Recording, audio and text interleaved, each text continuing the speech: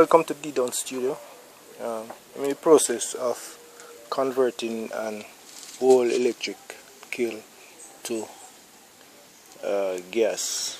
So the first thing, well, after carrying it to my studio, so the electrical ears are disconnected and some elements were left inside. So we're just going to take them out, get rid of the elements. We can use elements for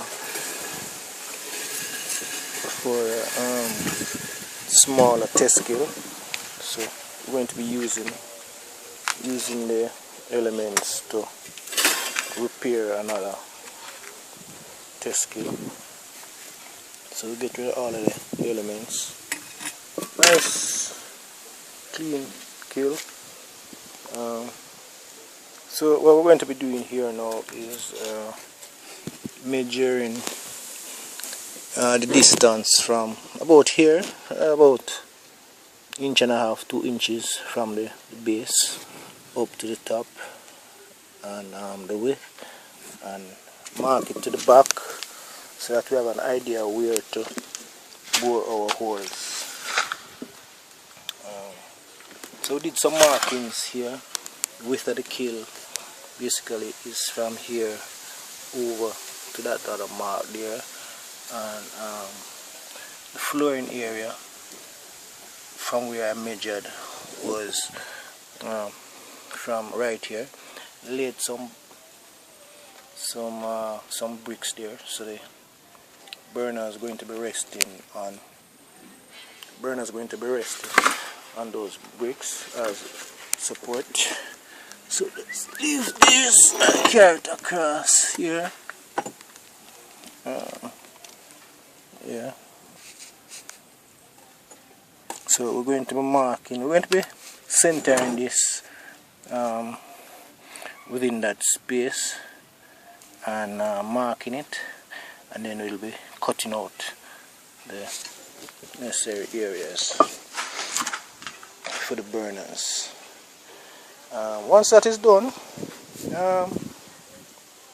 you want to make it just a little bit bigger than the burner themselves, so you have some oxygen coming in to the kiln to assist with the burning. You want it to be too tight, and the areas around the front where the elements came out of the kiln, what we're going to be doing is just making those holes a little bit larger, and so that it also would have additional area too. Those are these areas. Elements came out of these holes and then were connected through these connectors to electrical wires, and then they went to the switches and the electricity. So we use these holes here as holes to secondary holes for air to flow into the kiln and to give it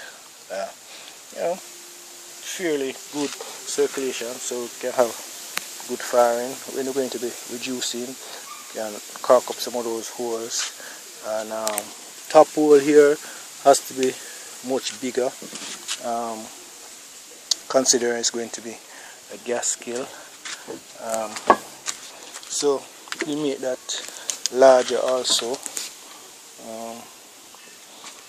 It's fairly small, so we'll just get some tool and get that a little bit larger. Made a circle here, might be about that or a little bit in, probably about 4.5 5 inches. You can always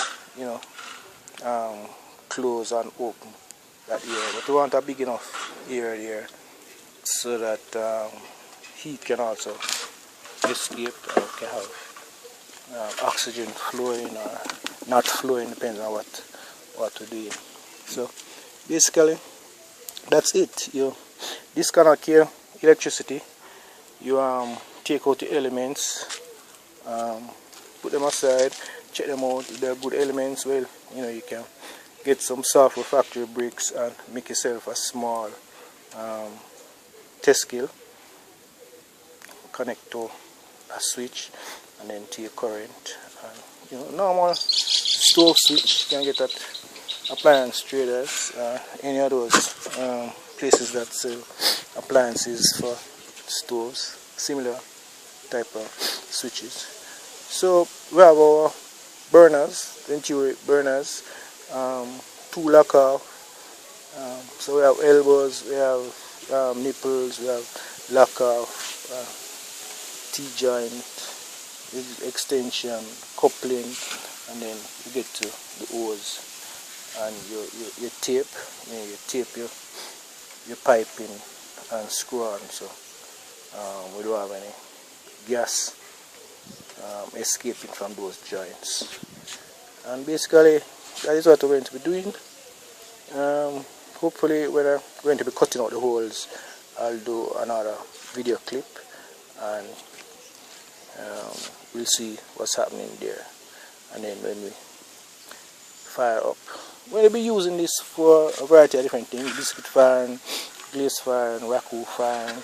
You have small orders and you want to get them out. You don't want to have to wait until you have a load for a larger kiln. So it's always good to have a variety of kilns in your studio in relation to what you're going to be doing. You're going to be doing raku firing, or firing a few pieces, jewelry, whatever. You have that flexibility in relation to your firing power. So you don't have one large kiln and then you waste space, or you have to wait a whole lot of time to fill that kiln to do actual firing. So variation is good. Take some time, some searching, some capital sometimes, and over time you will be able to acquire what you need. Variation of kilns, tables, wheels, depending on what you're doing, you try to equip yourself with those type of things. And your tools, you can't have too many tools, whatever it is, screwdrivers, pliers, your cutting tools, tools for plaster, your cutting boards, whether plastic or wood, containers, plaster, steady supply of plaster if you're going to be making molds, Then your kiln furniture, your shelves, your props, your posts, your stands for plates, tiles, a variety of shelves in relation to your kilns. And you just take your time and start. I always tell students that from you reach 3rd year, you want to start learning how to build a little kiln, get some soft refractory bricks, and get somebody who can weld up a frame for you, and do some research and try and make a little kiln, fire it, test it, go through the process and see what is what, and then you step up to a larger kiln, whether you're going to be making it, buying it, getting it, whatever. You have to have the essential things in your studio to really be flexible in relation to what you can produce. Space is also important. You don't have to have a grand use big space, start out with a nice reasonable space. You can put a table to knead your clay, roll some slabs,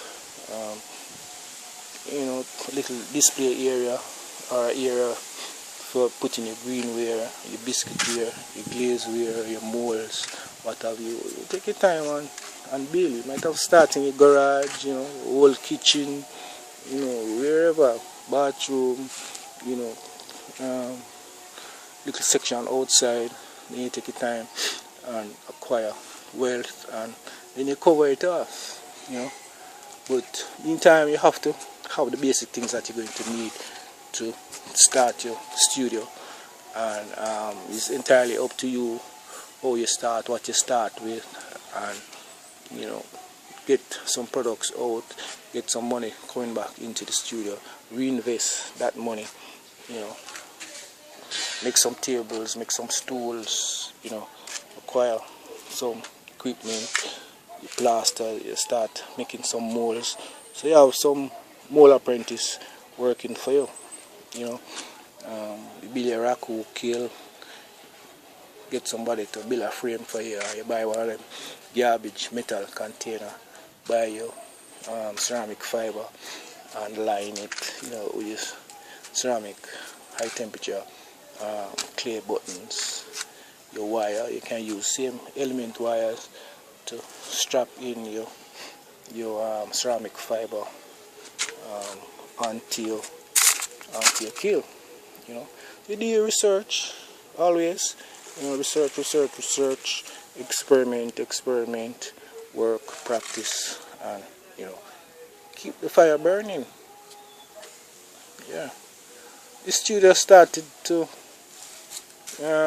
put it together probably a few months ago. It was late last year or early this year. Went inside, came back out, went inside and back out again.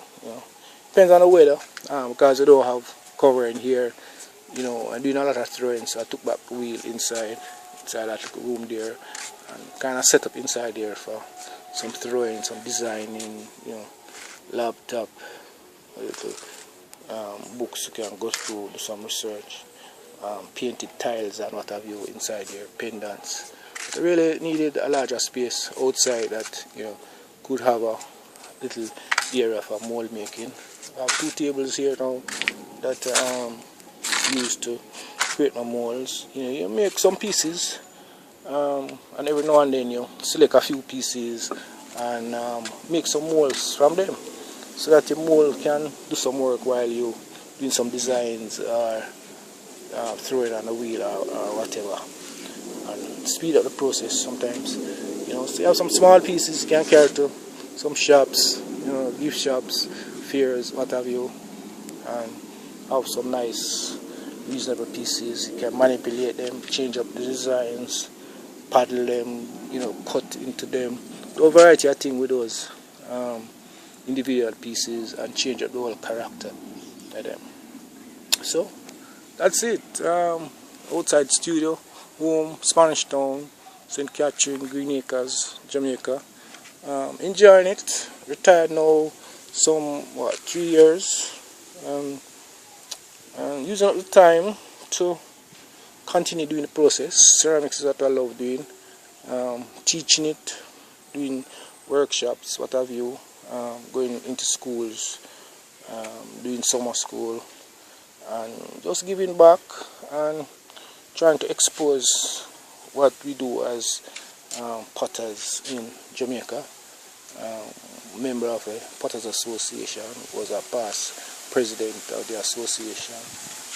So life continues, the artistic process continues, collecting of things to make molds and to get ideas and electric oil kilns to convert to gas kiln and recycle them and get them going again, is always in the back of your mind to collect and make your studio as comfortable as possible. Nothing like having your own things, having your own tools, equipment, materials and what have you. It's key in relation to how you progress to other things or how fast you move.